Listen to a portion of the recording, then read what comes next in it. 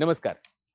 The unique अकॅडमीच्या या YouTube चॅनलमध्ये आपल्या सर्वांचं सहर्ष स्वागत. युनिक संवाद ही युनिक अकॅडमीची एक स्पेशल सिरीज आहे आणि या स्पेशल सिरीजच्या माध्यमातून वेगवेगळ्या प्रकारच्या मुलाखतींचं आयोजन द युनिक अकॅडमी करत असते. आजचा हा जो युनिक संवादाचा एपिसोड आहे तो विशेष आहे और it is a special episode. याचं कारण असं आहे की आज आम्ही मुलाखत घ्यायला आलोय महाराष्ट्रातले वरिष्ठ ज्येष्ठ सनदी अधिकारी माननीय शेखर गायकवाड सरांची. शेखर गायकवाड सरांची ओळख मी या निमित्तानं तुम्हाला करून देणार आहे. प्रशासनाच्या नव्या वाटा हे सरांचं जे पुस्तक आहे त्या पुस्तकावरती आधारित अशा स्वरूपाची ही सिरीज असणार आहे. त्यामुळे याला आपण असंही म्हणू शकतो की प्रशासनाच्या नव्या वाटा जो युनिक संवाद आहे त्या युनिक संवादाच्या अंतर्गत प्रशासनाच्या नव्या वाटा पावर्ड बाय माननीय शेखर गायकवाड सर असे आपण त्याला म्हणू शकतो. सरांची थोडक्यात जर ओळख करून द्यायची म्हटली तर सरांचं जे शिक्षण आहे ज्याच्यामध्ये MSc ॲग्रिकल्चर, देन MA समाजशास्त्र, MA तत्वज्ञान आणि LLB हे सरांचं एज्युकेशनल क्वालिफिकेशन आहे. भारतीय कृषी अनुसंधान परिषदेचं बहुआयामी शिष्यवृत्ती 1980 ते 1983 या कालखंडामध्ये सरांना प्राप्त होती. महाराष्ट्र लोकसेवा आयोगाच्या कृषी सेवा वर्ग परीक्षा 1 यामध्ये 1984 मध्ये राज्यात सर्वप्रथम सर आलेले होते.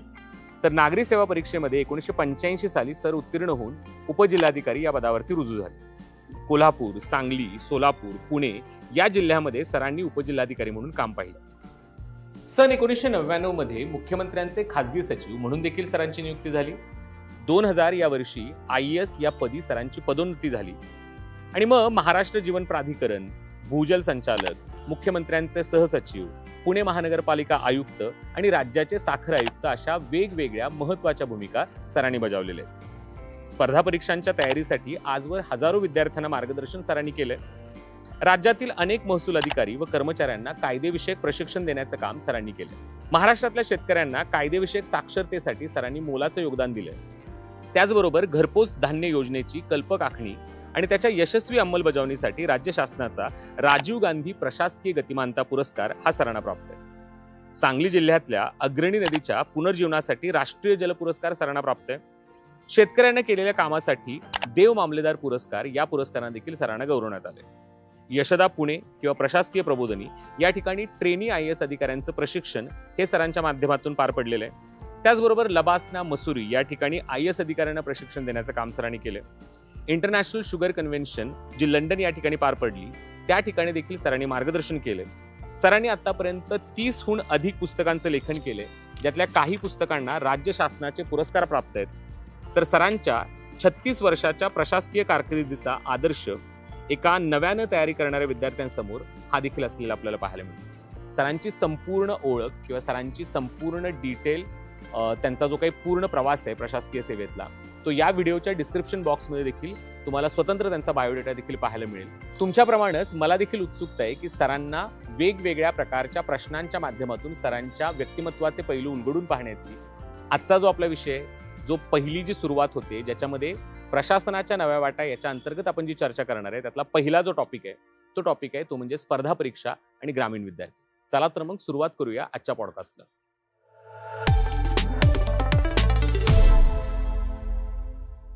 नमस्कार.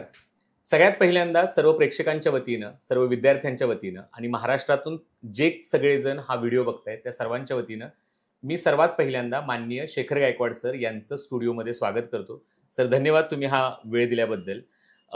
प्रशासनाच्या नव्या वाटा आणि त्या प्रशासनाच्या नव्या वाटांची सिरीज ही आजपासून सुरू होते आणि त्यातला एक एक पदर उलगडत असताना वेगवेगळ्या प्रकारचे प्रश्न किंवा वेगवेगळ्या प्रकारचे पैलू हे मी तुम्हाला विचारणार आहे.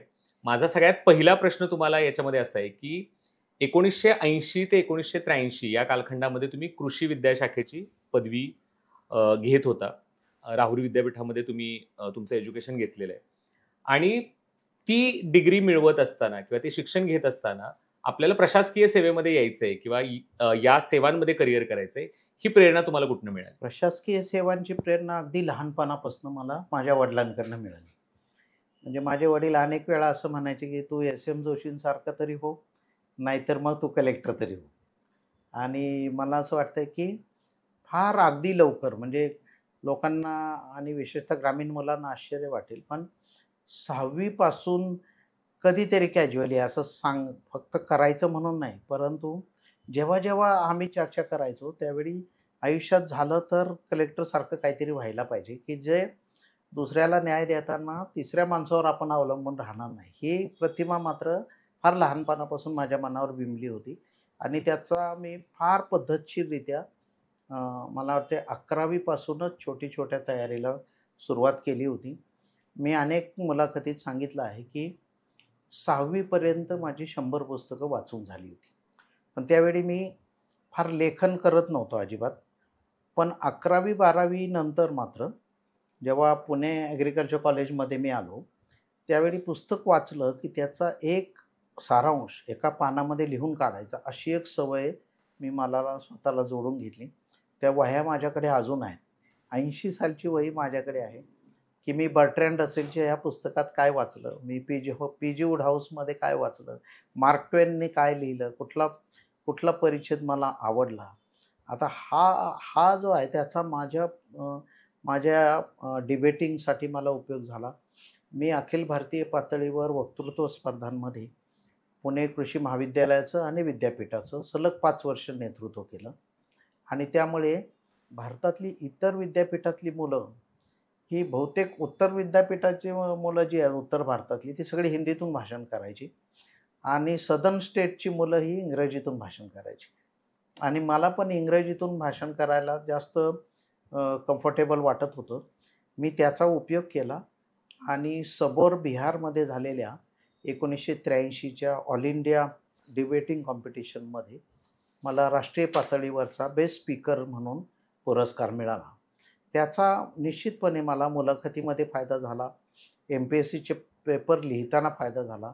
कारण त्यावेळी डिस्क्रिप्टिव्ह पेपर्स होते. आपण आता अशा उंबरठ्यावर ही मुलाखत घेत आहोत, की ज्यावेळी पुन्हा आता ऑब्जेक्टिव्ह टाईपकडून MPSC आता डिस्क्रिप्टिव्ह प्रश्नांकडे जात आहे.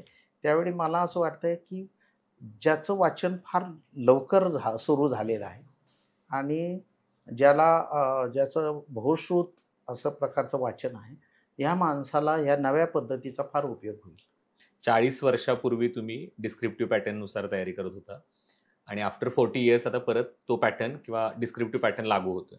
त्यावेळीच्या ज्या अडचणी होत्या त्या अडचणी आजही तशाच आहेत किंवा ग्रामीण विद्यार्थ्यांना ती तयारी करत असताना कुठल्या अडचणी त्यावेळी होत्या आणि त्याच्यात काही बदल झालेत का किंवा त्याच्यात काही सुधारणा झाल्यात का आणि तुम्ही त्याच्यावरती कशी मात केलेली होती? त्यावेळच्या अडचणी बऱ्याचशा मूलभूत स्वरूपाच्या होत्या. म्हणजे कशा एम्प्लॉयमेंट न्यूजमध्ये UPSCची जाहिरात यायची. तर एम्प्लॉयमेंट न्यूज पेपर आणायला राहुरीहून पुण्याला यावं लागायचं. म्हणजे एक पेपर खरेदी करायला आणि तो पण संपूर्ण पुण्यात 1 किंवा 2 ठिकाणी मिळत होता.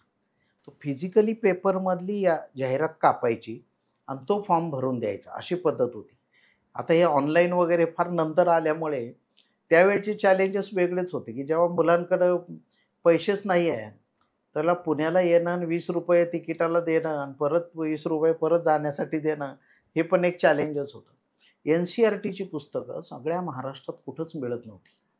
मी खास पुस्तकं आणण्यासाठी दिल्लीला गेलो. म्हणजे ट्रेननी गेलो आणि मी तिकडनं येताना 25 एक पुस्तकं 4थी, 5वी, 6वी ते 10वी पर्यंतची NCERTची पुस्तकं त्यावेळी मी आणली आणि NCERTच्या पुस्तकाचा आणि UPSCच्या सिलेबसचा फार जवळचा संबंध होता. आजही 40 वर्ष झालं UPSC करणारी मुलं हे NCERTची पुस्तकं रेफर करतात. पण निदान आता ऑनलाईन पद्धतीने ते पुस्तक मागवता येतं. आता त्यावेळी तशी सोय PDF त्याचे अवेलेबल आहेत. तिसरं चॅलेंज होतं म्हणजे रेफरन्स बुक्सच मिळत नव्हते. सगळ्या विद्यापीठातले प्राध्यापक हे सिलेबसप्रमाणे शिकवायचे.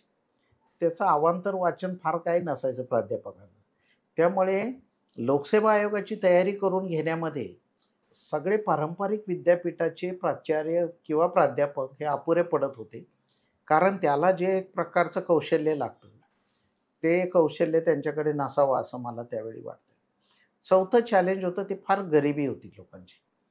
म्हणजे ₹110 वगैरे फी MPSCची त्यावेळी भरायची म्हटलं तरी वर्गात 10 तरी मुलं अशी असायची की सगळ्यांकडनं ₹30-40 गोळा करायचे आणि त्याची फी कुणीतरी भरायची, अशी पद्धत होती. आम्ही राहुरी विद्यापीठात असताना 40 मुलांचे फॉर्म MPSCमध्ये, कारण ते जर पोस्टात टाकले तर वेळेवर पोचतील याची गॅरंटी नव्हती. म्हणून 40 मुलांचे फॉर्म घेऊन एकच विद्यार्थी जायचा. आणि त्याचे एस टीचे पैसे जाण्या येण्याचे हे 40 मुलं द्यायची. हे चॅलेंज आता नाही आहे. पण दुसरं नवीन चॅलेंज आलं आहे ते म्हणजे स्पर्धा फार वाढली आहे. बरोबर आहे. सगळ्यांकडे सगळी माहिती असल्यामुळे माझी माहिती तुझ्यापेक्षा वेगळी कशी हे सांगण्यामध्ये मुलांना अपयश येत आहे. म्हणून आपल्याला असं दिसतं आहे की वय वाढलं आहे, अटेम्प्ट्स वाढले आहेत, पण अयशस्वी होण्याचं प्रमाण पण फार वाढलं आहे. त्यावेळी 1-1.5 लाख मुलं बसत असतील, आता 5 लाखापेक्षा जास्त मुलं बसत आहेत. आणि मग स्पर्धा तर वाढलेली आहे, माहिती सगळ्यांकडे आहे. माहितीचा एवढा जास्त मारा होतो आहे की यातलं खरी माहिती, अचूक माहिती हे शोधणं. आता जसं WhatsApp आल्यामुळे ही बातमी खरी का खोटी हां, हे विचारण्यासाठी बरेच फोन करावे लागतात लोकांना. आता तसंच एक्झॅक्टली झालं आहे. त्याबरोबर अजून एक गोष्ट झाली आहे की मला असं वाटतंय की सोशल मीडिया आल्यानंतर विद्यार्थ्यांचं एका जागेवर बसून अभ्यास करायची जी क्षमता आहे ना, ती फार कमी झाली आहे. म्हणजे मला आता प्रॅक्टिकली असं दिसतं, ते पुढे आपण चर्चा करू, की सिलेक्ट झालेले अधिकारी 1 तासाच्या लेक्चरला पूर्ण वेळ बसत नाही आहेत. मध्येच उठून जात आहेत. पाणी प्यायला तरी जात आहेत. तर मला असं वाटत नाही, आम्ही 8-8 तास सलग बसल्याचं मला आठवतंय. म्हणजे झाडाखाली मी जर अभ्यासाला 4 पुस्तकं घेऊन जायचो, प्यायचं पाणी घेऊन जायचो, तर नॉनस्टॉप 8 तास, 10 तास एकदा मी रेकॉर्ड केलं होतं. ते बहुतेक रेकॉर्ड माझ्याच नावावर आहे, राहुरी विद्यापीठाचं. 24 तास ग्रंथालय सुरू राहील असं कुलगुरूंनी घोषणा केली. आणि मी जेवून संध्याकाळी लवकर जेवलो 7 वाजता. 8 वाजता लायब्ररीत गेलो आणि दुसऱ्या दिवशी संध्याकाळी 8 वाजता परत आलो. तर 24 तास सतत लायब्ररीत राहायचा पण विक्रम माझ्याच नावावर आहे. तर त्याचा फायदा मला निश्चितपणे झाला. तुम्ही ज्यावेळी राहुरी विद्यापीठातून एज्युकेशन घेत होता किंवा शिक्षण घेत होता, मला वाटतं दत्ताजीराव साळुंखे सर हे त्यावेळी कुलगुरू होते. हो. आणि केईएमची जी स्थापना आहे, कृषी मित्र एकता मंच, म्हणजे महाराष्ट्रातल्या बऱ्याच विद्यार्थ्यांना हे माहिती असेल किंवा ज्यांना माहिती नसेल त्यांच्यासाठी थोडंसं तुम्ही त्याच्याबद्दल सांगावं की केईएम किंवा कृषी मित्र एकता मंच काय होतं आणि त्याच्या स्थापनेमध्ये तुमचा रोल कसा राहिलेला आहे? फार सुरुवातीला आपण ते स्पर्धा परीक्षा केंद्र म्हणून, माझा भाऊच माझ्या अगोदर 2 वर्ष MSc ला होता. त्याच्या बॅचच्या मुलांनी याची सुरुवात केली. ती करत असताना राहुरी विद्यापीठामध्ये शिकवायला कोण येणार, तर आम्ही अक्षरशः त्यावेळी मी फर्स्ट इयरला आलो त्यावेळी ते पास आउट झाले होते. 2 वर्षामध्ये हे एस्टॅब्लिश केली होती व्यवस्था. आणि विद्यार्थी कल्याण अधिकारी त्यामध्ये भाग घ्यायचे. ते हॉल वगैरे मोफत उपलब्ध करून देत होते, ऑडिओ सिस्टम वगैरे उपलब्ध करून देत होते.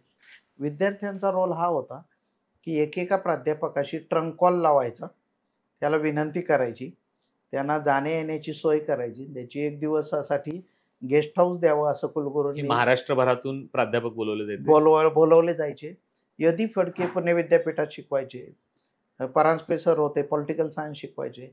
या लोकांना राहुरीला घेऊन जायचं आणि त्यांचा एसटीचा खर्च विद्यार्थी करायचे.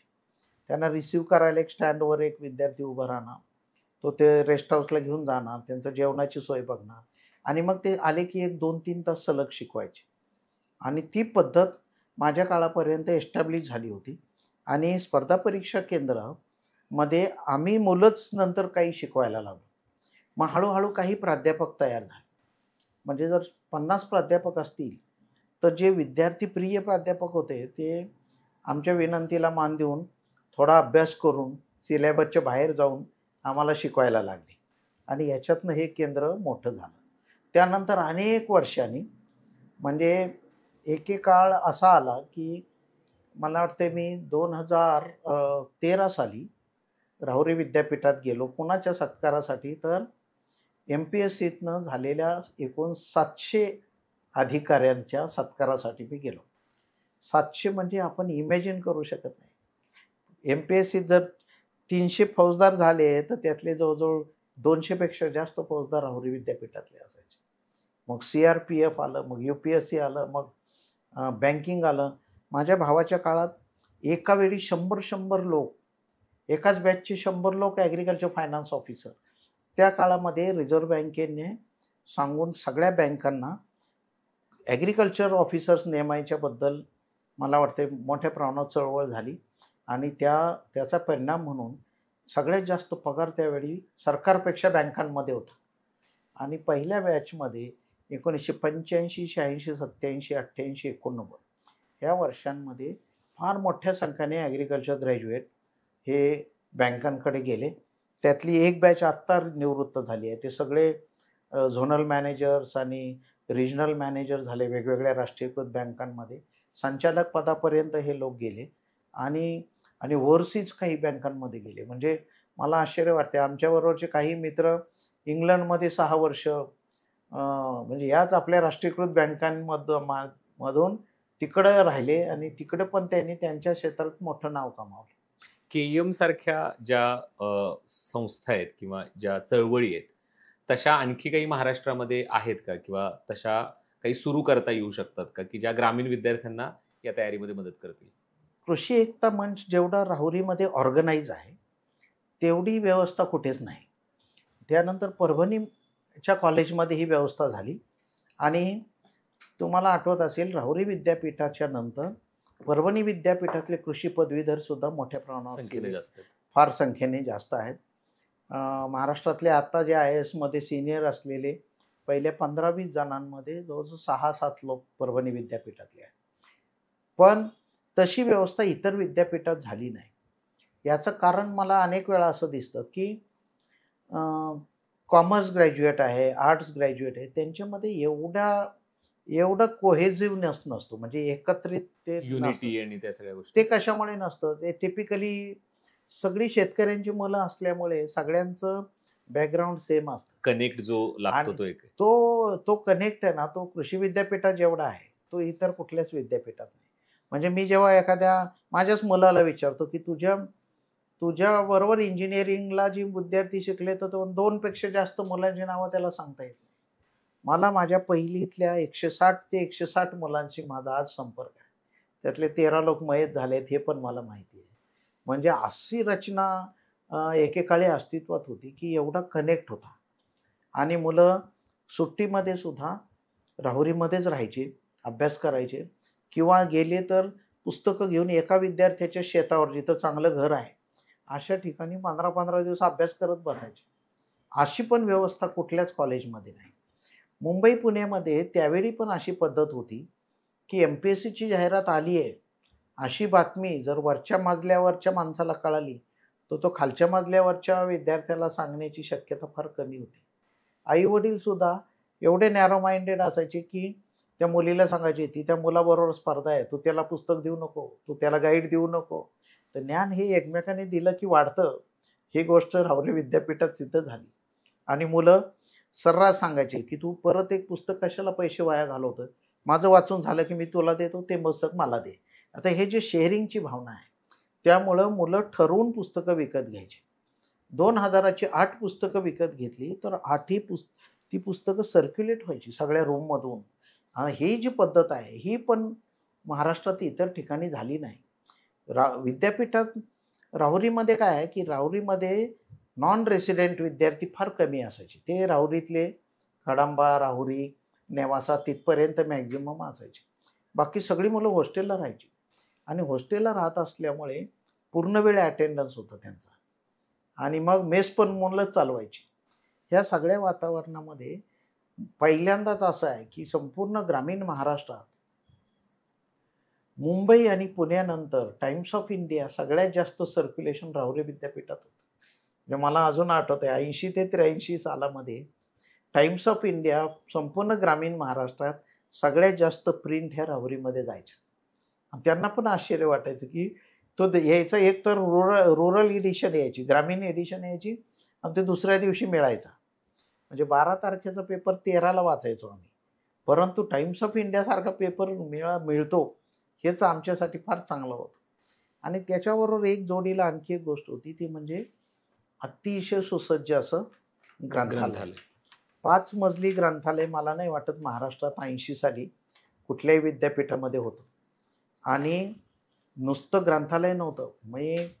मला अजून आठवतं आहे की अमेरिकेतला 35 वर्षाचा अनुभव घेऊन जेव्हा दत्ताजीराव साळुंखे आले तेव्हा त्यांनी अमेरिकेतल्यासारखी 5वा मजला जो रिकामाच होता विद्यापीठाचा त्याच्यामध्ये 25 केबिन बनवल्या त्या प्रत्येकाला लाईट केली आणि कुठलंही पुस्तक ग्रंथालयातलं कुठलंही तुम्ही उचलून कुठे पण नेऊन वाचू शकता याची सोय केली.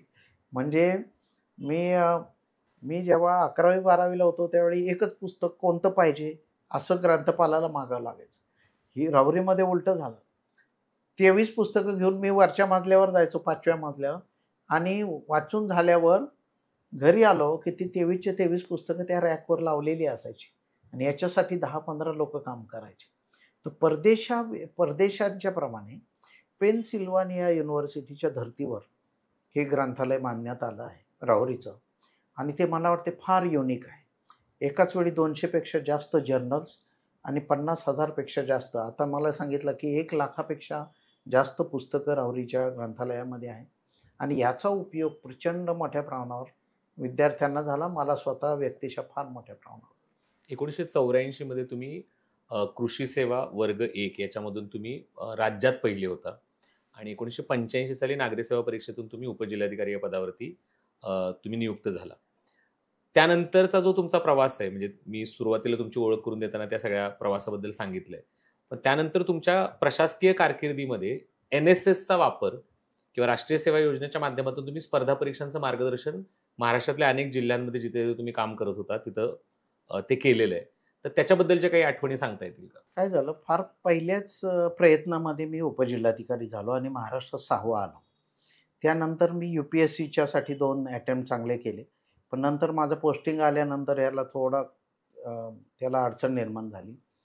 पण मी ताबडतोब दिशा बदलून मी LLB केलं, 2 MA पूर्ण केले. या काळामध्ये प्रोबेशनर असताना जेव्हा आपण शिकाऊ असतो त्यावेळी कलेक्टर ऑफिसमध्ये सगळ्यांना माहिती असतं की एक शिकाऊ अधिकारी आला. तर सगळ्या महाविद्यालयांची जेवढी NSS शिबिरं व्हायची त्या सगळ्या शिबिरांना मी उद्घाटनाला तरी किंवा समारोपाला तरी किंवा मधल्या काळामध्ये मी मध्ये एखादं लेक्चर विद्यार्थ्यांना घ्यायला जायचो. कारण ग्रामीण भागामध्ये स्पर्धा परीक्षांबद्दलचं एवढी माहिती त्यावेळी नव्हती. मग प्राध्यापकसुद्धा आवर्जून बोलवायला लागले आणि अक्षरशः म्हणजे लाखो विद्यार्थ्यांपर्यंत मी जाऊन पोचलो NSSच्या द्वारे. NSSच्या कॅम्पला मी आवर्जून 2 किंवा 3 तास हजेरी लावायचो आणि विद्यार्थ्यांच्या बरोबर समक्ष बोलत असल्यामुळे त्यांना एक प्रकारचा आत्मविश्वास वाढण्यामध्ये मदत झाली आणि एका कॅम्पला गेलो की त्यांचे प्रश्न विचारात घेऊन दुसऱ्या कॅम्पमध्ये चर्चा, याचा मला असं वाटतं एक उपयोग झाला आणि मग हळूहळू हजारो विद्यार्थ्यांपर्यंत पोहोचण्यामध्ये पण मदत झाली. पण तुम्ही तयारी करत असतानाचे तुमचे प्रश्न आणि त्यानंतर NSS शिबिरांमधून जे प्रश्न तुमच्यापर्यंत यायचे ते सिमिलरच होते का त्यात काही वेगळे असे उदाहरणं होती?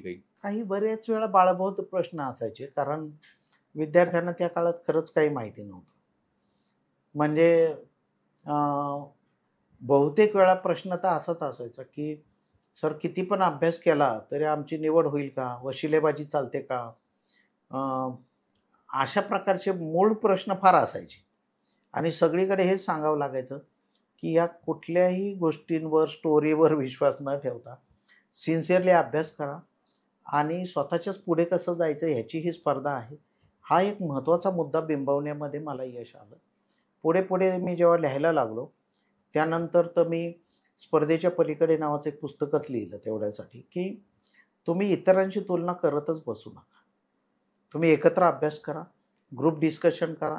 मुलाखतीत सुद्धा जाताना जेवढी जास्त अगोदर चर्चा केलेली असेल इतर मुलांबरोबर तेवढं तुम्ही कम्फर्टेबल राहून प्रश्नांना उत्तरं देऊ शकता. मी बघितलं आहे की एकटा अभ्यास करणारा मुलगा आणि ग्रुपमध्ये अभ्यास करणारा मुलगा याच्यामध्ये मुलाखतीमध्ये फार फरक पडतो. पुढे आपण जेव्हा मुलाखतीची चर्चा करू त्यावेळी निश्चितपणे मी तुम्हाला सांगेल की त्याच्या बोलण्यामध्ये, त्याच्या उदाहरणांमध्ये, त्याच्या कम्फर्टमध्ये, त्याच्या शैलीमध्ये सगळ्यामध्ये फरक पडतो. पण दुसरा एक ग्रामीण भागातल्या मुलांचा प्रश्न असतो किंवा एक न्यूनगंड असतो की माझा टिकाव लागेल का, मी ही परीक्षा देऊ शकतो का, किंवा पुण्या मुंबईसारख्या शहरामध्ये जी मुलं तयारी करतायत त्यांच्यासारखे रिसोर्सेस मला अवेलेबल आहेत का. तर त्या अशा ग्रामीण विद्यार्थ्यांबद्दल तुम्ही काय सांगाल किंवा या न्यूनगंडावरती त्यांनी मात कशी करायला पाहिजे? एकेकाळी अशी पण मुलं होती बरं का की आता जवळपास लाईफस्टाईल समान पातळीवर येत चालल्यामुळे आता पूर्वी एवढा दबाव ग्रामीण विद्यार्थ्यांना जाणवत नाही. एकेकाळी केवळ काही चांगल्या गोष्टींच्या आधारे, फॅशनच्या आधारे, कपड्यांच्या आधारे किंवा थोडा स्मार्टनेस दाखवून इंटरव्ह्यूला येणारी मुलंसुद्धा, शहरी मुलं, ही ग्रामीण विद्यार्थ्यांना जरा घाबरून सोडायची. ठरवून नव्हते करत ते, पण इंटरव्ह्यूतून बाहेर आले की ग्रामीण विद्यार्थी पहिले त्याला विचारायचे, काय काय तुला विचारलं? मग न सांगता निघून जाणारी मुलं होती. फार अभ्यास करावा लागतो, तुमच्याच्याने जमणार नाही, असं कॉन्फिडन्स घालवणारी वाक्य बोलणारी मुलं होती. काही मुलं त्याला जो सगळ्यात अवघड प्रश्न गेला, जो आला नाही, त्यात तोच प्रश्न फक्त विद्यार्थ्यांना सांगायचा. अशा प्रकारचं काही ना काहीतरी खोड्या करत होती त्या काळी पण मुलं.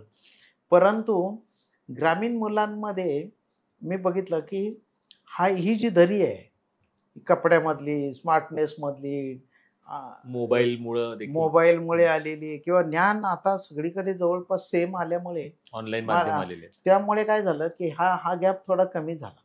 आता मी असं बघितलं नाही हल्ली की MPSCची मुलाखत देऊन आला आणि लगेच 20 मुलं त्याला गराडा घालतात आणि काय विचारलं असं आता कोणी विचारताना दिसत नाही. पण त्याबरोबर अजून एक गोष्ट झाली, अभ्यास कमी कमी होत गेला असं वाटतं विद्यार्थ्यांचा. म्हणजे फार प्रचंड तयारी करत होतो आम्ही.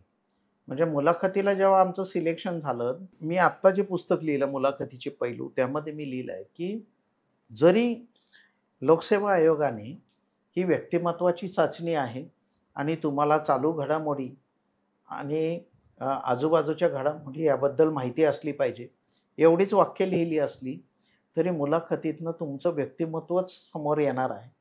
त्यामुळे व्यक्तिमत्वाचे पैलू सांगणारं 300-400 पानाच्या नोट्स तयार पाहिजे तुमच्या. आता एवढी तयारी इंटरव्ह्यूला करावी लागते, हेच मुलांचा एक साधा समज असतो की माझ्या पर्सनॅलिटीत एका रात्रीतनं काय बदल होणार, बरोबर आहे ना? असं काय अचानक बदलणार आहे? माझी शैली बदलणार नाही, माझी मराठीची टोन बदलणार नाही. मी ग्रामीण आहे तर मी लगेच बोलताना मी ओळखू येतो मी ग्रामीण भागातला आहे. मी अमुक क्षेत्रातला आहे म्हटलं तर तिकडची एक बोलायची शैली आहे. कोल्हापुरी मुलगा ओळखू येतो, सातारी मुलगा ओळखू येतो, फलटणचा मुलगा वेगळा आहे असं लक्षात येतं, विदर्भातला मुलगा वेगळा आहे असं, कारण तो बोलायची शैली वेगळी आहे. पण असं असलं तरी मुलांमध्ये आता जरा कॉन्फिडन्स पातळी जास्त आहे, पण अभ्यास नेमका कमी आहे.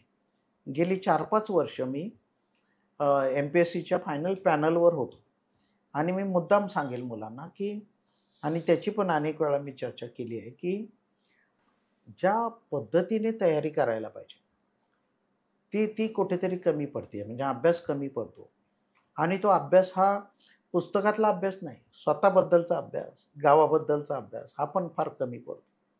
एका मुलाला मी विचारलं की तुझे वडील काय करतात? म्हणतो शेती करतात. किती शेती आहे? 5 एकर शेती आहे. कोणती पिकं आहेत? असा तिसरा प्रश्न जो नैसर्गिक होता. शेती आहे तर शेतात काय आहे? तर त्याने उत्तर द्यायच्या ऐवजी सांगितलं मी 7-8 महिने झालं घरीच गेलो नाही. आता शेतीतली पिकं असण्याचा आणि त्याच्या घरी जाण्याचा काही संबंध आहे का? तर हे त्याला कळत नाही आहे की आपण एक चुकीची माहिती सांगून आपलीच इमेज खराब करून घेतली आहे. काहीच गरज नव्हती. आणि आईवडिलांना फोन केला असता, आपल्या शेतात सध्या काय आहे, मला एखाद्या दिवशी विचारतील, मी इंटरव्ह्यूला चाललो आहे, बरोबर आहे ना? समजा त्यांनी 1.5 एकर ऊस असताना 2.5 एकर सांगितलं असतं, काय बिघडलं असतं काय? की आम्ही लगेच जाऊन तपासून आलो असतो, तू चुकीचं सांगतोय, असं काय झालं असतं का? असं काही झालं नसतं. पण हा आत्मविश्वास पण नाही आणि याची तयारी करायची इच्छा नाही. लगेच पुढचा प्रश्न टाळायसाठी तो मुलगा काय म्हणतोय की मी 10 महिने घरी गेलो नाही. आणि हे मला जास्त चिंताजनक वाटतंय. म्हणजे प्रश्नापासून किती लांब पळायचं एखाद्या विद्यार्थ्याने. आणि जो स्पर्धेला सामोरं जायचं म्हणतो, लाखो विद्यार्थ्यांच्या पुढे जायचं म्हणतो, तोच मुलगा लगेच असा बॅकआउट कसा होतो? बरोबर आहे. एका विद्यार्थ्यांनी छंद मध्ये लिहिलाय, मला भीमसेन जोशींचा अमुक अभंग किंवा अमुक अभंग, धार्मिक अभंग ऐकायचा छंद आहे. मग मी त्याला ते वाचल्या बायोडेटामध्ये मी त्याला विचारलं की आकाशवाणीवर तू गाणे ऐकतोय, एक भीमसेन जोशींचा अभंग लागला, मग एक सुधीर फडकेंचं गाणं लागलं, त्यानंतर एक लावणी लागली, तर तू रेडिओ बंद करतो का? असा एक साधा प्रश्न. तर त्याच्याकडे त्याला काही उत्तरच नव्हतं. तर ह्या असं का लिहिलंय त्याने, असं कशामुळे लिहिलंय? ते याच्यासाठी लिहिलंय की भीमसेन जोशींच्या बाहेरचे तुम्ही प्रश्न विचारू नका, असा त्याचा डायरेक्ट अर्थ आहे. तर म्हणजे संकुचित होताना सुद्धा आपण डोकं चालवत नाहीये. किती संकुचित व्हायचं, असं असं पद्धतीने मला अभंग आवडतात. असं मी छंद असू शकतो. हां, अभंगवाणी मला आवडते. पण अभंगवाणी म्हटलं तरी 100 संतांचा अभ्यास करावा लागेल. जनाबाईंचा एक अभंग म्हणून दाखवावा नाही. कोणी सावतामाळीचा अभंग मग हे टाळायचं आहे मला. म्हणून मी काय करतोय, अमुक विषयाचा मला अभंग आवडतो असं म्हणतोय. बरोबर आहे ना? तर हा जो दृष्टिकोन आहे हा सोडायला पाहिजे मुलांनी आणि व्यापक दृष्टिकोन स्वीकारला पाहिजे आणि त्याची पर्सनॅलिटी त्याच्यातनंच खरं म्हणजे स्पष्टपणे जाणवणार आहे.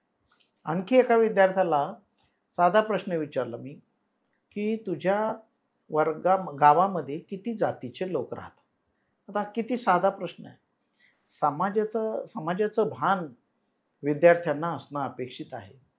तो निदान ज्या गावात तो 22 वर्ष राहिला आणि आता पुण्यामध्ये अभ्यासासाठी आला, तो गावाबद्दल काही जिज्ञासा ठेवतो का नाही?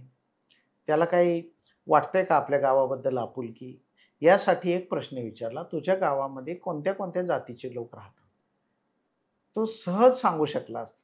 म्हणजे त्याच्या वर्गातल्या 5 मित्रांकडे बघितलं असतं त्यांनी काही क्षण, तरी त्याला आठवलं असतं की आमच्या गावात ABCDE या जातींचे लोक राहतात. बरोबर आहे का नाही? असं उत्तर अपेक्षित होतं. तो म्हणतो, सर मी गाव सोडून आता बरीच वर्ष झाली. तर गावातल्या जाती बदलणार का? बदलणार नाही. मग हा जो मुद्दा आहे की शेतीच्या भाषेत सांगायचं तर घास कमी आणि कडबा जास्त, असं हे वाचन आहे सगळं. तर त्याच्यातलं निरक्षर विवेक हे म्हणतात आपण, की त्यातलं इसेन्स काढायला पाहिजे. तो विद्यार्थी काढताना दिसत नाही आणि त्यासाठी प्रचंड वाचन करायला पाहिजे. तुमच्या आत्तापर्यंतच्या एक 2-3 विवेचनामध्ये तुम्ही जे म्हटलात, की विद्यार्थी वाचन कमी करतोय किंवा तो एका जागी बसू शकत नाहीये किंवा त्याचं बैठक कमी होते. याच्या पाठीमागे कुठेतरी डिस्ट्रॅक्शन्स कारणीभूत आहेत का, वेगवेगळ्या स्वरूपाचे त्यांच्या अवतीभोवती असणारे? ते डिस्ट्रॅक्शन्स त्यांनी दूर कसे करायला पाहिजेत? आणि दुसरा मला त्याला जोडून एक प्रश्न विचारायचा आहे, की ज्याचा उल्लेख तुम्ही तुमच्या या प्रश्नाच्या उत्तराच्या निमित्ताने केला, की आपल्या परिसराची जी जाणीव आहे आणि प्रामुख्याने ग्रामीण विद्यार्थ्यांबद्दल आपण ज्यावेळी बोलतोय, त्यावेळी जो ग्रामीण परिसर आहे त्या परिसराचं आकलन, मग शेती असेल, शिक्षण व्यवस्था असतील, जाती व्यवस्थेचे प्रश्न असतील, हे त्यांनी कसं करायला पाहिजे? खरं म्हणजे ते त्याच्या जगण्याचा भाग आहे आणि आजूबाजूला फक्त जिज्ञासा ठेवली त्यांनी तर त्याला असंख्य प्रश्न पडणार. आता मी ते डॉक्युमेंटच केलं आहे त्या पुस्तकामध्ये, की तुम्ही सामाजिक प्रश्नांचा अभ्यास कसा करायला पाहिजे. गावात देवळं किती, कोणते कोणते देव आहेत, त्यामध्ये कुठली सकाळपासून रात्रीपर्यंत कोणते दिनक्रम चालतात, हे तुम्हाला गावात जर एखाद्या गावात 20 वर्ष माणूस राहतो त्याला एवढं का माहीत नाही. एका मुलाला असा प्रश्न विचारला होता, की तुम्ही ज्या जिल्ह्यातून आला त्या जिल्ह्यामध्ये, तो नगर जिल्ह्यातला होता, उत्तरेकडून सुरू करून दक्षिणेकडे येणाऱ्या 5 तीर्थस्थळांची नावं सांगा. सिंपल प्रश्न होता. फक्त त्याला जिल्ह्याचा नकाशा डोळ्यापुढे ठेवायचा होता. पण तो त्याला करता आलं नाही. त्याने आधी मध्य भागातलं उदाहरण सांगितलं, मग तो उत्तरेला गेला, मग तो दक्षिणेला आला. असं झालं.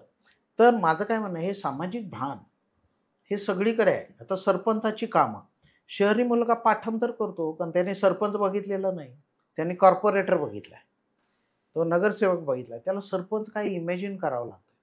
ग्रामीण भागाला फार जवळचा माणूस आहे सरपंच. दिवसातनं 8-10 वेळा त्याला आडवं जाणारा सरपंच आहे. तो अतिक्रमणाची नोटीस देणारा सरपंच आहे. मालमत्तेचा कर गोळा करणारा सरपंच आहे. तुमचं घराची नोंद होणार नाही असं सांगणारा माणूस तोच आहे. घराचा मालक मेल्यावर वारस नोंद करणारा तोच आहे. तर घरामध्ये काही नैसर्गिक आपत्ती आली, घर पडलं, गोठा पडला, तर त्याचा पंचनामा करताना सरपंच आहे. तो दिवसातनं 2-3 वेळा सरपंच तुम्हाला आडवा येतोय ना, मग त्याची कामं काय हे तुम्हाला पाठ का करावं लागतं? पाठ करायची काही गरजच नाही. किंवा आपली शेती, आपल्या जगण्याबद्दलच हा माणूस जर जिज्ञासा ठेवत नाही, तर तो आजूबाजूच्या समाजाबद्दल, तो अधिकारी झाल्यानंतर आपल्या तालुक्याबद्दल काय समज ठेवेल? म्हणजे उद्या तो तालुक्याचा तहसीलदार झाला तर तहसीलदारांना सांगता यायला पाहिजे की 7 मुख्य मंदिर आहे ज्याची यात्रा फार मोठ्या प्रमाणावर भरते, आम्हाला त्या यात्रास्थळांचा विकास करायचा आहे. शेवटी डेव्हलपमेंट ॲडमिनिस्ट्रेशन असं म्हणतो, विकासात्मक प्रशासन. तर विकासाचं प्रशासन करायचं तर विकासाची बेटं तर माहीत पाहिजे. तर हे करताना तुमचा सामाजिक दृष्टिकोन काय आहे. समजा असं मी हे पण उदाहरण अनेक वेळा दिलं की तुमचं घरातलं राजकीय काहीतरी वातावरण आहे. ते हल्लीच्या काळात तर राजकारण ग्रामीण पातळीवर गेल्यापासून प्रत्येक घरच जवळजवळ सांगता येईल की हे कोणाच्या बाजूने आहे राजकीय दृष्ट्या, बरोबर आहे. अशा वेळी तुमची राजकीय विचारसरणी काही असली तर तुम्ही अमुक सिच्युएशनमध्ये काय निर्णय घेणार असा ज्यावेळी आपण प्रश्न विचारतो त्यावेळी मुलाला राज्यघटनेनुसार अभिप्रेत असलेला हा उत्तर देतो की तो बेजबाबदार नागरिकासारखं काहीतरी उत्तर देतो, बरोबर आहे. उदाहरणार्थ एक विद्यार्थी त्या तहसील कार्यालयात लिहिलंय की 11 ते 3 वाजेपर्यंत दाखले मिळतील. तो त्याची एसटी चुकली तर 3:30 आला तर हा जो अधिकारी आहे जो नियमावर बोट ठेवणार आहे तो म्हणेल आज नाही आता उद्या या, बरोबर आहे ना. तर हा ह्याचा त्याचा दृष्टिकोन 1 मिनिटात कळतो ना की ह्या केसमध्ये तू काय करशील. नाही नियम म्हणजे नियम असं म्हणणारा माणूस असेल तर अशी ॲडॅमेंट माणसं आम्हाला नको ना प्रशासनात, बरोबर आहे ना. जो समाजाबद्दल आत्मीयता ठेवत नाही, गरिबांबद्दल दया ठेवत नाही, जो घटनेला अभिप्रेत आहे. घटना काय सांगते, अपंगाकडे सहानुभूतीने पहा, महिलांकडे सहानुभूतीच्या दृष्टिकोनातून बघा, त्यांना मदत करायचा प्रयत्न करा. हा जो दृष्टिकोन आतमध्ये इम्बाईब करणं, आत्मसात करणं हे फार अवघड गोष्ट आहे आणि त्या कसोटीवर विद्यार्थी टिकत नाही असं मी बघितलं आहे. कारण कुठून ना कुठंतरी त्यांच्या बोलण्यातनं असं येतच आहे. म्हणजे मुलाखतीला येताना कॉन्स्टेबलनी त्याला सिग्नल तोडताना पकडलं तर भारतातले पोलीस कसे आहे असं विचारलं तर तो मुलगा म्हणतो फार बेकार पोलीस आहे, कोणालाही अडवतात, बरोबर आहे की नाही. असं तो जर उत्तर द्यायला लागला सगळे पोलीस तसे असं शिक्का मारायला लागला तर हे फार चिंताजनकच आहे.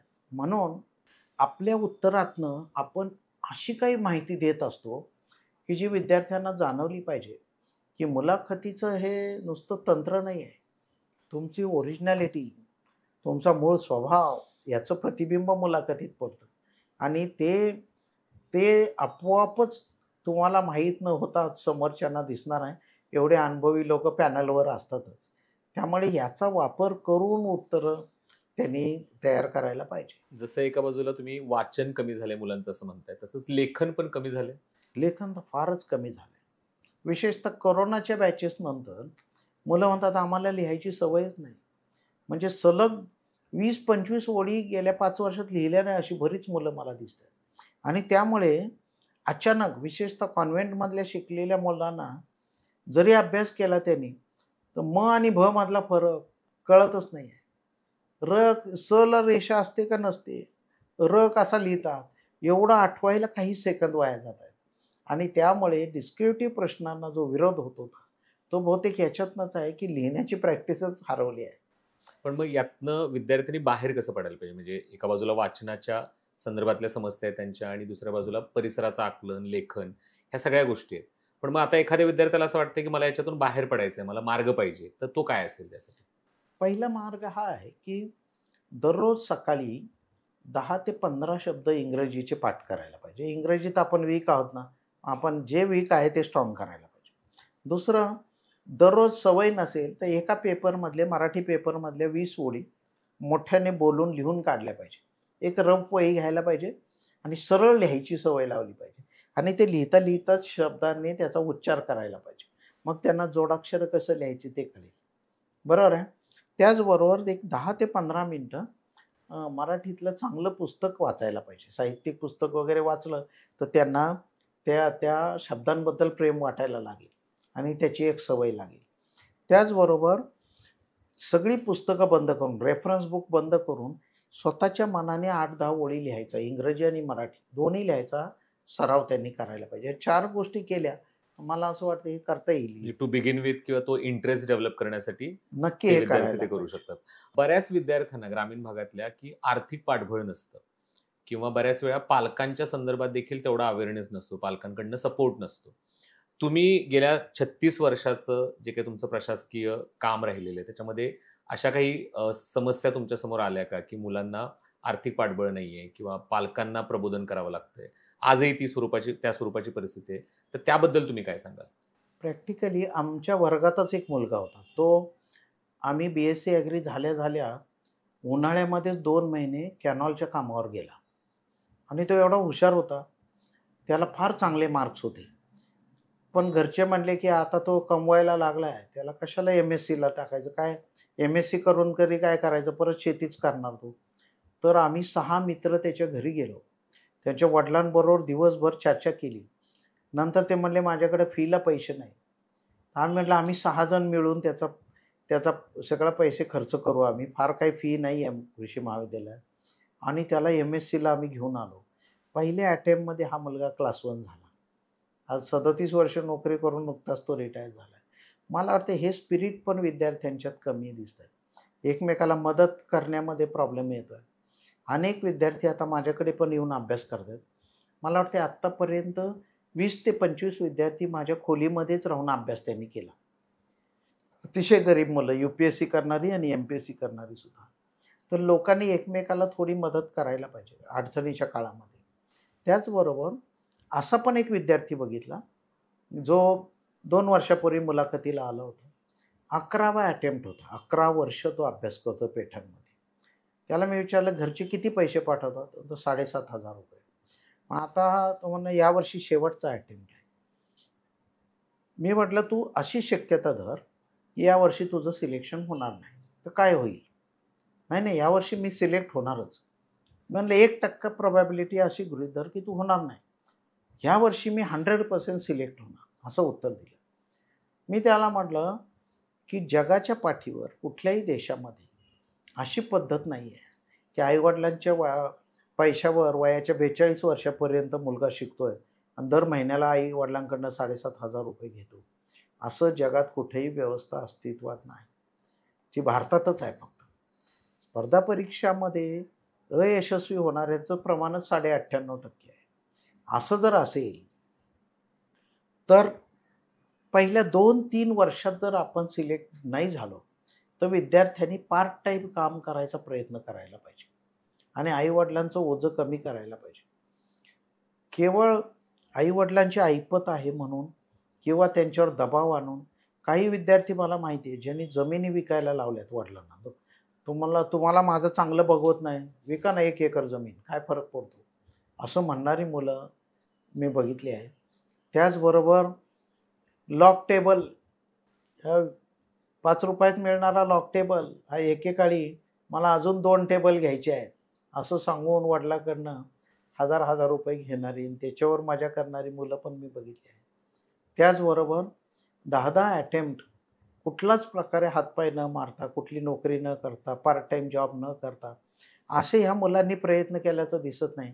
की लायब्ररियनला भेटले, सर मी लायब्ररीमध्ये 4 तास काम करू का? मला ₹25 देणार का तुम्ही आठवड्याला? आहे की नाही? कमवावं शिका योजना आहे, कागदावरच दिसते. आमच्या हॉस्टेलमध्ये दूध वाटप अनेक गरीब मुलं करत होती. त्यासाठी त्यांना काही पैसे मिळायचे आणि दुधाचं कुपन मिळायचं. राहुरीमध्ये आणि सगळी कोल्हापूर कॉलेज, पुणा कॉलेज सगळीकडे होतं. अशी मुलं आता दिसतच नाही मला. तर तो एक मोठा प्रश्न निर्माण झाला आहे. खर्च कमी करणे, आईवडिलांचं ओझं आणि आईवडिलांशी संवाद साधणे हे पण याच्यामध्ये पण मुलं कमी पडतात. की माझं सिलेक्शन यावेळी 15 मार्काने राहिलं, पण मी पुढचा अटेम्प्ट चांगला देणार आहे आणि यावेळी नाही झालं तर मी थोडी पार्ट टाईम जॉब शोधेल, पण तुम्हाला पुढच्या वर्षी एवढे पैसे द्यावे नाही लागणार. असं फ्रँकली आईवडिलांना सांगणारं मुलं का नाही सापडत? ती ट्रान्सपरन्सी नाहीये, ती पारदर्शकता नाहीये. मुलं काहीतरी लपवतायत, मग मुलांच्या बद्दल आईवडिलांना विश्वास वाटतो. अपयशाच्या भीतीमधनं कदाचित असं होत असेल मुलांकडून. अपयशाच्या भीतीने होत आहे किंवा कसं सांगायचं आईवडिलांना मी नाही सिलेक्ट झालो, हे नॅचरल आहे. कुठली मुळात स्पर्धा परीक्षा हीच मुळात स्पर्धेची आहे म्हणून काही लोक यशस्वी होणार, काही अयशस्वी होणार, हे फिक्स आहे. मग असं असताना नाही सिलेक्शन झालं तर वाईट वाटायचं कारण नाही, पण हे फ्रँकली घरच्यांना सांगता आलं पाहिजे. आणि तसं करताना मुलं दिसत नाही. त्याला उलट भीती वाटते की माझ्या गावातला अजून एक मुलगा आहे, त्याला तो सांगायचं नाही, कारण तो घरी सांगेल यावर्षी त्याचं सिलेक्शन झालं नाही. असं काहीतरी लोक जगलरी करतायत. तसं करायची गरज नाही मला असं वाटतं. आई वडिलांमध्ये सुद्धा एवढं अंडरस्टँडिंग असतं की ते निदान समजून घेतील, ठीक आहे अजून 2 वर्ष कर प्रयत्न, आणि मग मात्र तू मला मग गावी ये आणि दुसरं काहीतरी करायचा प्रयत्न कर, असं सांगतील. दुसरं काय सांगतील? बऱ्याच वेळा पालकांचे दबाव असू शकतात का काही विद्यार्थ्यांच्या बाबतीत? काही विद्यार्थ्यांच्या बाबतीत निश्चितपणे दबाव असतो, आणि पालकांमध्ये पण एक चूक आहे तुलना करण्याची. मग अमक्याचा मुलगा झाला, तो का सिलेक्ट होत नाही?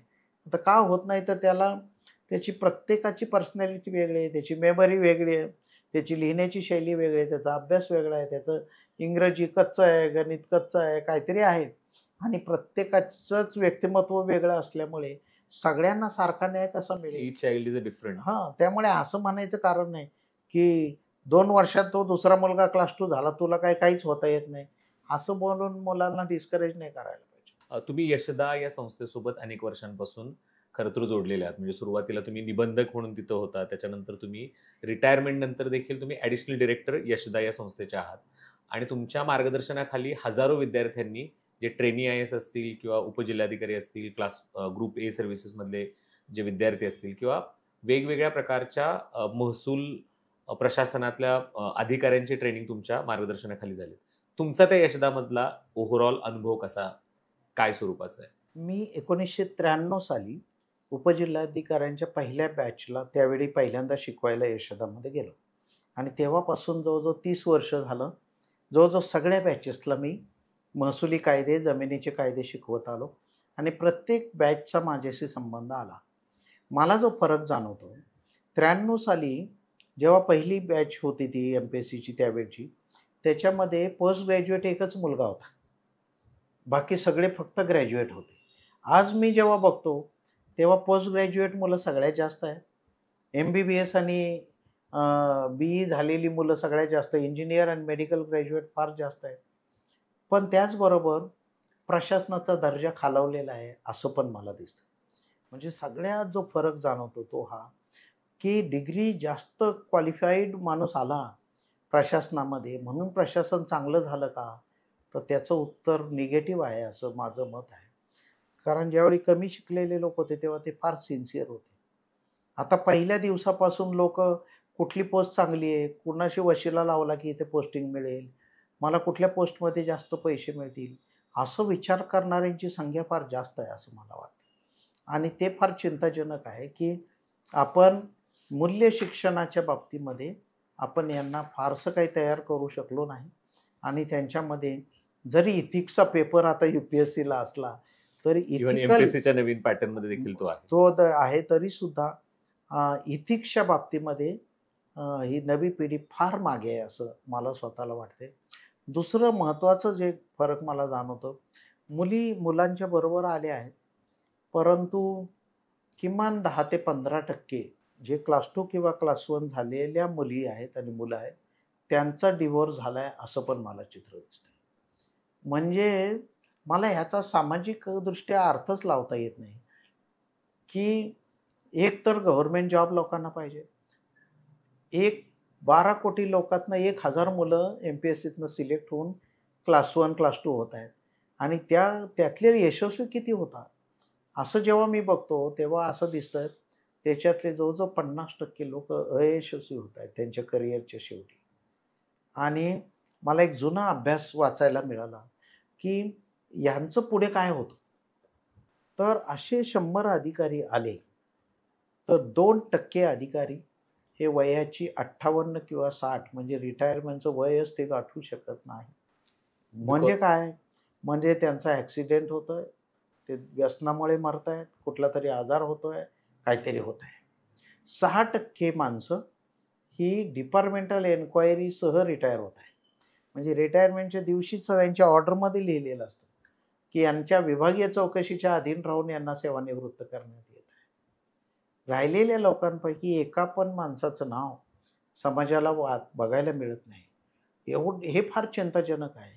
म्हणजे असं म्हणतात, आणि जे इंग्रजीमधलं फार फेमस कोटेशन आहे की अनेक वेळा अपयशापेक्षा यशामुळे माणसं जास्त मुरदाड बनतात, आणि ह्या याचं प्रतिबिंब मला यशस्वी झालेल्या मुलांमध्ये फार मोठ्या प्रमाणावर दिसतं. बघता बघता ते पुढे चाललेत का मागे चाललेत हेच कळत नाही. आणि फार गुंतागुंतीचं आयुष्य ते लोक जगतायत. म्हणजे त्याच दुसऱ्या बाजूला मला पहिला एक मुलगा भेटला की जो नाशिकमध्ये वडापावची गाडी चालवतो आणि एक नंबर वडापाव बनवतो आणि दररोज संध्याकाळी 50-100 लोक लाईनमध्ये वडापाव घ्यायला त्याच्याकडे लाईन लावतात. तर मी त्याच्याशी एक दिवस गप्पा मारताना म्हटलं, अरे एवढं फेमस आहे तुझं वडापाव, ह्याला निदान बसायला ते प्लॅस्टिकचे स्टूल मिळतात, ते ठेव नाही ते लोक बसतील ना. हे सगळे म्हटलं माझ्या बरेचसे ह्याच्यातले प्रथितयश वकील डॉक्टर वगैरे आहे ना, हे माझ्या वर्गात होते. मला जेव्हा 42% पडायचे ना आणि यांना 65% पडायचे, हे लोक हसायचे माझ्याकडे बघून.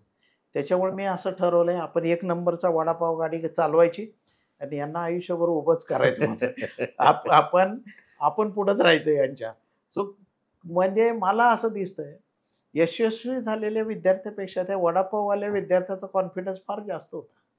आणि असं काय आयुष्यामध्ये काय त्याच्यामध्ये बिंबलं आहे की त्यामुळे त्याच्यामध्ये जगण्याची उर्मी जास्त आहे, यशस्वी होण्याची उर्मी जास्त आहे, जी सामान्य मुलांच्यामध्ये यश मिळाल्यानंतर हरवली आहे.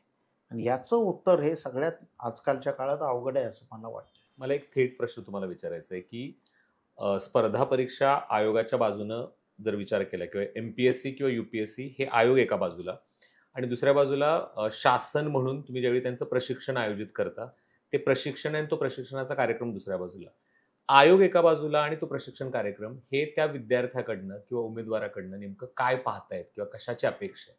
आयोगाच्या बाबतीत सांगायचं तर बॅलन्स विचार करणारा, समाजाच्या प्रश्नांचं भान असणारा, आजूबाजूच्या घडामोडींबद्दल सजग असणारा, बरोबर आहे, चांगली पर्सनॅलिटी असणारा आणि ज्याची एज्युकेशनल त्याचं बॅकग्राऊंड चांगलं आहे, चांगली उत्तरं देऊ शकणारा, कारण त्याचं रिटर्नमधलं मेरिट जे आहे ते आहे म्हणून तर तो इंटरव्ह्यूला आलेला आहे. त्यामुळे आयोगाला अशा प्रकारचा निपक्षपाती दृष्टिकोन असलेला चांगला अधिकारी अपेक्षित आहे, जो घटनेनुसार काम करेल आणि समाजाबद्दल सहानुभूती ठेवेल. ट्रेनिंगच्या बाबतीत जर बघायचं गेलं, यशदामध्ये त्याच मुलांचं रूप बघितलं तर आम्हाला पाहिजे सिन्सिअर मुलं, जे सामाजिक भान ठेवतील, त्यांचा सोशल क्वोशंट चांगला असेल, त्याने श्रीमंताचं काम लवकर करावं आणि गरीब महिला आले की दुर्लक्ष करावं असं त्यांनी करता कामा नये. त्याने उलट गरिबाचं काम अगोदर करून दिलं पाहिजे. हा दृष्टिकोन त्याच्यात कसा आणता येईल, हा एक मोठा ट्रेनिंगच्या काळामध्ये त्याचं व्यक्तिमत्व सर्वांगीण कसं करता येईल आणि त्याचबरोबर तो डेव्हलपमेंटच्या सगळ्या विषयांचा सखोल अभ्यास करणारा आणि गव्हर्नमेंटला पण ॲसेट कसा तयार होईल अशा दृष्टीने आपण विचार करतो. ट्रेनिंगमध्ये अजून एक अपेक्षा असते की ही जी परंपरा आहे नोकरशाहीची, ती परंपरा काय आहे की राजकीय व्यवस्था बदलली तरी राजकीय व्यवस्था नेहमी त्याच्या पक्षाचा, कार्यकर्त्याचा विचार करते. अधिकाऱ्यांनी तसा करता कामा नये, बरोबर आहे ना. गरीब माणूस आला किंवा त्याचा जातीच्या दाखल्यासाठी आला तर तो कुठलाही राजकीय सत्ता असली तरी त्याला त्याचा अधिकार म्हणून दाखला मिळालाच पाहिजे. सो घटनेनुसार त्याला जे अधिकार आहेत नागरिक म्हणून ते सगळे देण्यासाठीचा प्रयत्न या पोस्टवर बसलेल्या माणसाने करणं अभिप्रेत आहे. त्याने राजकीय विचार करणं अभिप्रेत नाही, बरोबर आहे ना. किंवा कोणाच्या तरी सांगण्यावरून कोणाचा तरी इलेक्शनचा फॉर्म बाद करणे हे अपेक्षित नाही. तो मेरिटवर काय इलेक्शनमध्ये होईल ते होईल, पण ह्यांनी जाणीवपूर्वक त्याचा फॉर्म बाद करता कामा नये हे बघणं आणि अशा नागरिक घडवणं आणि असे अधिकारी घडवणं हे आमचं काम असलं पाहिजे. नुकतंच डिसेंबर 2024 मध्ये स्पर्धा परीक्षा साहित्य संमेलन पार पडलं. त्या स्पर्धा परीक्षा साहित्य संमेलनाबद्दल आणि त्याच्या आधीच्या पार्श्वभूमीबद्दल आणि त्याच्या भविष्याबद्दल तुम्ही काय सांगाल? खरं तर पहिलं स्पर्धा परीक्षा साहित्य संमेलन 2010 साली स्टडी सर्कल मार्फत जे आयोजित केलं ते संयोजनाच्या कल्पनेमध्येच मी होतो. तेव्हा पहिल्या अधिवेशनालाही मी होतो. मी 4थ्या स्पर्धा परीक्षा साहित्य संमेलनाचा अध्यक्ष पण होतो नाशिकच्या. स्पर्धा परीक्षा साहित्य संमेलनाने पहिल्यांदा ग्रामीण भागात स्पर्धा परीक्षेचं वातावरण तयार केलं आणि हे महत्त्वाचं कॉन्ट्रीब्युशन मला वाटते स्पर्धा परीक्षा साहित्य संमेलनाचा आहे. याचबरोबर मोठ्या प्रमाणावर जी पुस्तकं शहरात आल्याशिवाय मिळत नाही, ती पुस्तकं या संमेलनाच्या निमित्ताने एकाच जागेवर मिळतात. नंबर 3, तिथे तुलना करायची संधी मिळते, की सामाजिक विचारवंतांच्या बद्दल एकूण 8 पुस्तकं विकायला आहेत. त्यातलं कुठलं पुस्तक जास्त चांगलं आहे, कुठलं दर्जात्मक आहे, हे त्यांना तुलना करायची संधी त्याला मिळते आणि त्यामुळे क्वालिटी असणारं साहित्य तिथं विकलं जातं. अनेक चांगल्या अधिकाऱ्यांना ऐकायची संधी त्यांना मिळते आणि प्रशासकीय दृष्टिकोन समजतो आणि ह्या म्हणजे आंतरराष्ट्रीय संबंध वगैरे हे जे विषय असे आहेत, की जे थिअरॉटिकली वाचून कळत नाही. लकीली आता हे जनरेशनमध्ये काल चर्चा झाली अमेरिकन अध्यक्ष आणि युक्रेन अध्यक्षाची, तर ती झेलेन्स्की. चर्चा ताबडतोब YouTubeवर तुम्हाला पाहायला मिळते आणि त्याचे बारकावे तुम्हाला अभ्यासता येत आहेत, की एका बलाढ्य महासत्तेच्या अध्यक्षाच्या पुढे एका देशाचा अध्यक्ष कुठल्या स्वाभिमानाने बोलतो आणि ते बोलायची शैली काय आहे, हे त्यांना प्रत्यक्ष बघता आलं, तर हे नंतर पाठांतर करायची गरज नाही. तो त्याच्या बोलण्यामध्ये येईल, त्याच्या मुलाखतीमध्ये येईल, त्याच्या लिहिण्यामध्ये येईल. तर मला असं वाटतं, की सोशल मीडियाचा योग्य तो चांगला उपयोग करायची संधी पण या पिढीला आहे. आता तर ChatGPT आलं आहे. अनेक जे अभ्यास करताना जे मुद्दे आपण लिहितो, ChatGPT 1 मिनिटाच्या आत तुम्हाला देते. तर ते उतरून काढले, तरी मला असं वाटतं फक्त ते लिहायचा मुलं कंटाळा करतात. ते कॉपी पेस्ट करून तिथेच ठेवतायत, मग लिहिणं होतच नाही. तर माझं म्हणणं आहे लिहिण्याची प्रॅक्टिस केली, तर अक्षर पण चांगलं होईल, लक्षात पण राहील. एकदा लिहिलं ना, तर 5 वेळा वाचण्याचाच इफेक्ट लिहिण्यामध्ये आहे. त्यामुळे त्याचा पण उपयोग करायला पाहिजे. मला शेवटचे 2 प्रश्न विचारायचे आहेत. आपण या मुलाखतीच्या शेवटाकडे आलोय. युनिक अकॅडमी एक संस्था म्हणून आम्ही काय करायला पाहिजे ग्रामीण भागातल्या विद्यार्थ्यांच्या या एकूण गरजांबद्दल, याबद्दल तुम्ही काय सांगाल? मला असं वाटतंय ग्रामीण भागातल्या गरजांबद्दल फार लवकर 8वी, 9वी, 10वी पासूनच आपण जर काही मुलं शॉर्टलिस्ट करू शकलो, वाटलं तर त्याची स्पर्धा घेऊन करता येईल, कदाचित एखादा ऑनलाईन पोर्टल घेऊन करता येईल. ज्या मुलांना आईवडील पण प्रोत्साहन देणारे आहे, लगेच ग्रॅज्युएट झाल्या झाल्या घाईघाईने कमी पगाराची नोकरी मिळवण्याची लगेच अपेक्षा नाही. ते आईवडील म्हणते ठीक आहे, त्याला करू दे अभ्यास, आम्हाला त्याची शिकवायची तयारी आहे. है ना, असे जे आईवडील आहेत ती आणि मुलं शोधायचं काम आपण करायला पाहिजे. नंबर 2, त्यांच्यासाठी वेगळं साहित्य निर्माण करायला पाहिजे. हे सिलेबस प्रमाणेच आहे, ते फर्स्ट इयर नंतर वाचलं तरी चालेल, पण त्याच्या अगोदर जे शिकायचं आहे त्याला 4थीलाच कळायला पाहिजे, की आपला भूगोल हे पुस्तक मला परत MPSCच्या अभ्यासाला लागणार आहे, ते जपून ठेवलं पाहिजे. हे त्याला 4थीमध्येच कसं कळेल हे पण आपण शिकवायला पाहिजे. त्याबरोबर स्वतःचं काही स्टडी मटेरियल करता आलं, की लहानपणापासून आपल्याला पूर्वी धड्याच्या खाली एक होतं स्वाध्याय असेल. स्वाध्याय असायचा. तो स्वाध्याय एवढा छान होता, की संत तुकारामांचे अभंग वाचले, की देहूला एकदा भेट द्यावी आणि देहूच्या आजूबाजूच्या परिसरात असलेल्या मंदिरांची पाहणी करावी, असं काहीतरी असायचं आणि त्याचा अभ्यास करा किंवा संत तुकारामांचे आणखी 2 अभंग लिहून काढा. याचा अर्थ काय होता, की स्वतःहून काही एक्झरसाइज करायला पाहिजे. तसं आपलं गाव हे तुम्ही एकदा जगला, तिथे सुरुवात आयुष्याची झाली, तर आपलं गाव, आपला तालुका, आपला जिल्हा हा तुमच्या पर्सनॅलिटीला जोडला गेला आहे. त्याची सुरुवात जर लहानपणापासूनच करू शकलो आपण, तर मग मुलं लिहून काढतील जाणीवपूर्वक, की मला हे शिक्षक होते पहिलीला, हे दुसरीला होते, माझी शाळा अशी होती आणि त्याची आत्मीयता फार वाढायला लागेल आणि मग हे नंतर पुढं पाठ नाही करावं लागत त्याला. ते आपोआप म्हणजे चित्रपटापेक्षा जास्त चांगल्या पद्धतीने त्याच्या मनावर ते बिंबलं त्याच्या व्यक्तिमत्वाचा भाग ते बनतो. आता आपण मागच्या पिढीमध्ये आपल्याला पहिलीतलं आपल्या टीचरचं नाव मला माहिती आहे, बरोबर आहे ना, सगळे शिक्षक मला माहिती आहे. पण आत्ताच्या मुलांना विचारलं तर म्हणतात आठवत नाही, आमचा काही संबंध नाही. असं कसं होत आहे, बरोबर आहे ना? तर असं ही छाप मनावर पडण्यासाठी जे जे लागेल, कदाचित काही ऑनलाईन क्लासेस घेता आले, महाराष्ट्रातली कुठली पण मुलं जॉईन होऊ द्या, 10वीच्या पातळीवर 1, 11वीच्या 1, 9वीच्या 1 असं काहीतरी करता येऊ शकतं. शेवटचा प्रश्न मला तुम्हाला विचारायचा आहे. महाराष्ट्रातले तमाम पालक आणि विद्यार्थी तुम्हाला या पॉडकास्टच्या माध्यमातून ऐकतायत, त्यांना तुम्ही काय सांगाल? मी त्यांना एकच सांगेल, की जीवनाच्या सगळ्या क्षेत्रामध्ये मोठं व्हायची संधी आहे. ज्या मुलाला बिझनेस करायची इच्छा आहे त्याला स्पर्धा परीक्षेकडे वळवू नका. ज्याला असं वाटतं मी स्पर्धा परीक्षेसाठी मला थोडी संधी द्यावी, त्याला जास्त संधी पालकांनी दिली पाहिजे. जी मुलं अजून निर्णयच घेऊ शकत नाही, मी इकडे करू का इकडे करू, त्याला थोडं बोटाला धरून थोडी दोन्ही प्रकारची माणसं भेटवा, त्याला चांगल्या अधिकाऱ्याकडे घेऊन जा. पेपरमध्ये नाव आलं तर त्याचं वाचून दाखवा, अरे या माणसाने चांगलं काम केलं, बरोबर आहे. कधीतरी तहसील ऑफिसमध्ये जा, तिथे बघा काय आहे, कसं काम चालतं.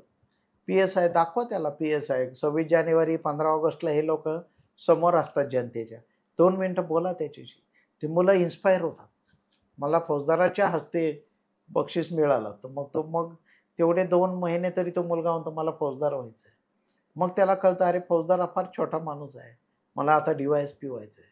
मग मला त्याला स्टार होतं माहिती, मग त्याला तो अभ्यास, ते त्याला पाठांतर नाही करावं लागलं. आता लकीली ही साधनं फार जवळ आली आहेत. आपण यूट्यूबला बघतो 4-4 वर्षाच्या मुलांना 150च्या 150 देशांची राजधानी माहिती आहे, करन्सी माहिती आहे, अशी मुलं तुम्हाला यूट्यूबवर बघायला मिळतील. एवढ्या लहानपणी हे आहे आणि हे तुमच्याकडे उपलब्ध आहे ना, याच्यासाठी पैसे काही खर्च करायची गरज नाही. म्हणून विशेषतः ग्रामीण आणि शेतकरी आईवडील असणाऱ्या मुलांना पालकांना मी सांगेल की त्याला लवकर मोटरसायकल नाही दिली तर चालेल, पण त्याला 4 चांगली पुस्तकं आणून द्यायचा प्रयत्न करायला पाहिजे की त्याचा परिणाम त्याच्यावर लहानपणापासून होईल, एवढं तर मी निश्चित सांगू शकेन. धन्यवाद सर. युनिक संवाद अंतर्गत प्रशासनाच्या नव्या वाटा पॉवर्ड बाय माननीय शेखर गायकवाड सर याचा पहिला एपिसोड आज पार पडला. सर पुन्हा एकदा मी तुम्हाला तुमचे आभार मानतो की तुम्ही यासाठी वेळ दिला. या पुस्तकातले इतर जे वेगवेगळे चॅप्टर्स आहेत त्याच्यावरती आपण याच पद्धतीनं या सिरीजच्या माध्यमातून चर्चा करणार आहोत. तोपर्यंत thank you so much, take care and stay safe. Thank you.